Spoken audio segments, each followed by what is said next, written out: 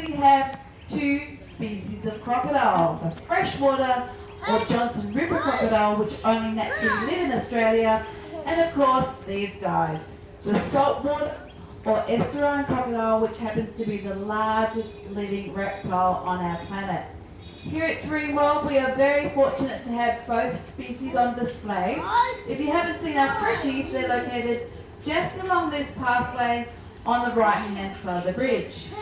Now, if you have had a chance to look at both species, the first obvious difference you may notice is their size.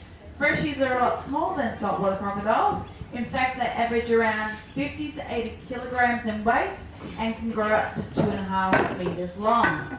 The other noticeable difference is the snout on a freshwater crocodile is a lot narrower than these guys. It's also proportionally longer to their body.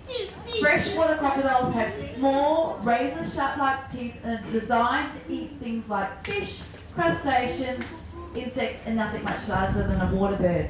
For that very reason, they're not considered a threat to us humans. In fact, we could possibly swim in the same body of water with minimal injury or harm done to us. However, not can be said the same thing about these guys. Check out Goliath, for instance. He measures around 5.1 meters in length and weighs just over 800 kilograms.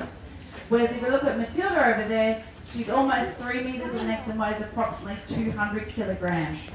She actually maxes out in length around 3 meters, whereas male crocodiles continue to grow into the day they die, so they can live to around 100, so he can potentially get to 6 to 7 meters in length and weight for this, way up to a whopping 2 ton, which is about the weight of a small family car, to give you guys an idea. Now, although these guys can also take similar prey to the freshwater crocodiles, like fish and water bird, they can also take down prey the size of a 500 kilogram water buffalo. Because if you look around, us humans will fit in a saltwater crocodile's prey size. So that brings me to my next point. Croc territory happens to start on the east coast of Queensland in Rockhampton, all the way through the top end to Broome in WA. This is croc territory. This is where you're best to stay away from the waterways. Now, you may see warning signs similar to the one posted in this display. However, I can assure you they're not posted everywhere. Your best advice is to stay away from croc territory because you are responsible for your full safety up there. Now, if you've been around for some time today and you've been watching the crocs, you may notice they don't do a great deal. I'm afraid this is very typical behaviour of what they would be doing in the wild. One thing they're doing right now, though, is actually regulating their body temperature.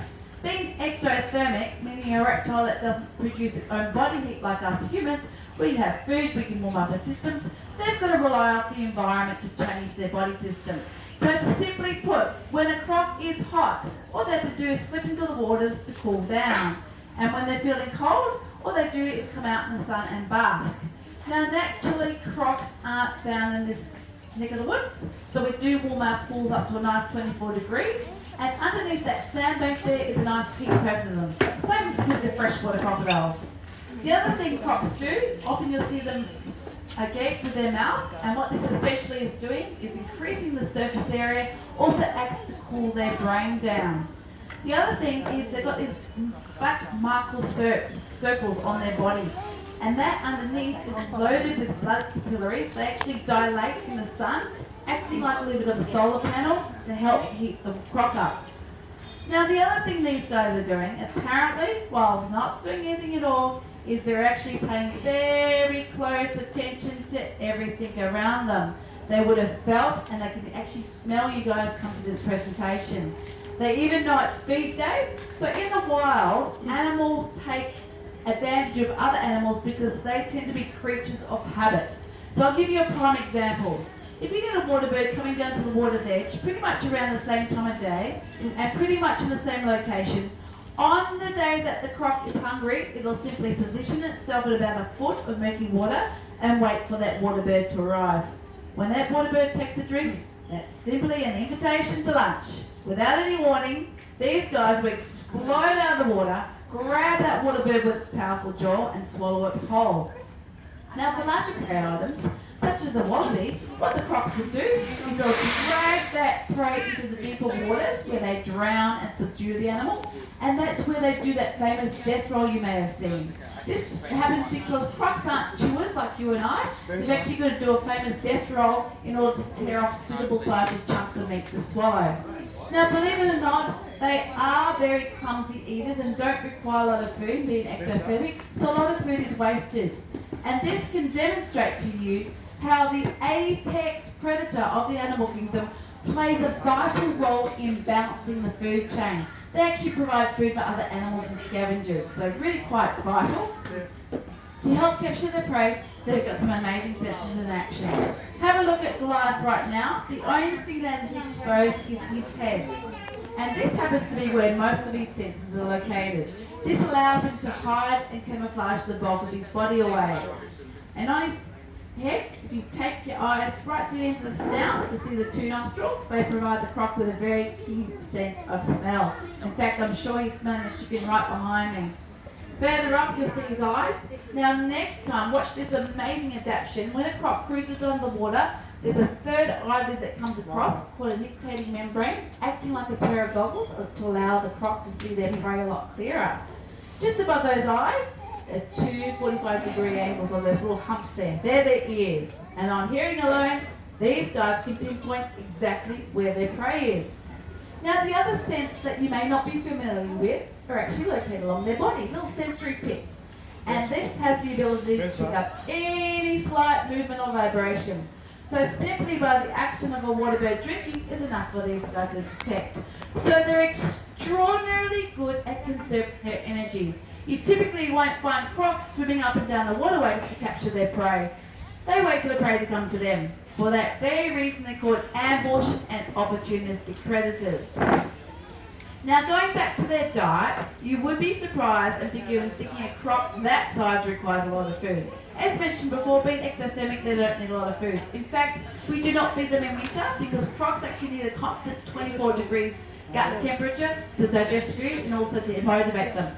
If we were to feed them when they're cold, that food would sit in their stomach, rot, and make them chronically sick. So we feed them according to their needs. So for the last 30, 40 years, we've been feeding our crocs on a Tuesday, Thursday, and Sunday. Guess what? Today's Thursday, so it is a croc feeding day. And we invite you to become a croc feeding guest. And we have a very special guest today with us, David Mitchell. He'll be coming up here on the stage with our head reptile keeper, Chris, and they will be feeding the crocs. So as you as a guest feeder, don't get to feed the small girl, you get to feed the big boy, Goliath. So this is a really good photo opportunity. I'm going to stand back and let Chris conduct the feed with Dave. So really quite impressive. So he'll go through the whole feeding process to allow Goliath to actually smell and feed the food. As you can see, Goliath's just sunk to the bottom of the pool. You can see those nictitating eyes coming across there. Now, Matilda is slightly interested. She's just basically submerged and she may come over. So you may see the female coming over. Normally we do offer ladies first. We offer the female the first feed, but she may be a bit sluggish to start off with. She is protecting her nest site at the moment. That's the reason why she's in that far pool. So we're going to start commencing with the croc feed with Goliath. So everyone, this is a great photo opportunity. Dave's about to commence the feed. We're just going to try and invite the female around.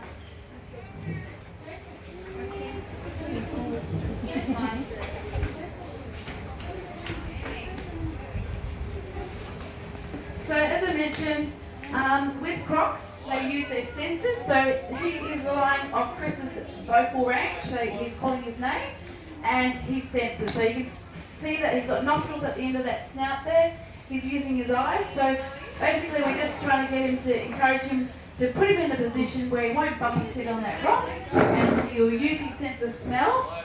And when he actually gets in a position or keen for that food, he'll use that big tail, those partially webbed feet at the back, to propel himself out of the water and rise upon the occasion and take that piece of chicken. Now, as I mentioned, they're quite explosive, so your best advice if you're in croc territory, starting in Rockhampton on the east coast, all the way through the Tony to Brisbane, WA, stay away from croc territory because they're quite explosive. So Chris is just trying to lure him in the right position, just to get extra little bit of encouragement. There he goes. Has a little smell. So Dave's got his pole nice and positioned well and low for the croc to rise. There he goes. Excellent. Well done. That's okay, he's got the piece of chicken. Now we do suggest, just like David did, being that 800 kilogram croc, you're not going to win against that. So we do suggest if you can't hold onto that pole to release it, you're not going to win with that size of a croc. Now to give you an idea of that jaw pressure, a great white shark has around 400 pounds per square inch. A salty has around 4,000 pounds per square inch, so quite impressive indeed. So as you can see, he's using that sense of smell. He'll use that big tail to rise and those partially webbed feet to rise and take that piece of chicken. So we're just trying to get him in the right position, not overly keen. As I mentioned, we've just started our croc feeding experiences. As you notice, the enclosure has all been great. We do a clean once a week. That's a very, very interesting process. We've got a station to light where he is now, Matilda on the far side. As you can see, she's in that far pool guarding that nest site because just recently she laid.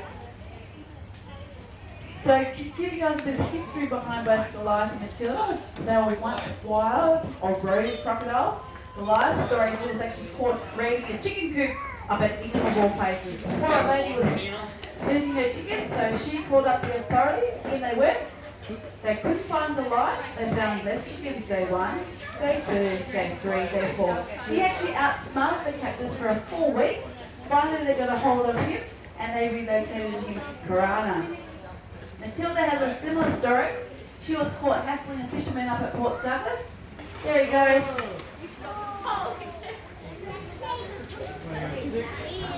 This is getting those pieces of chicken. We're going to see Chris later. You'll see that they floated initially. The poles don't actually hurt the croc, but we do allow them to basically retrieve them. But we won't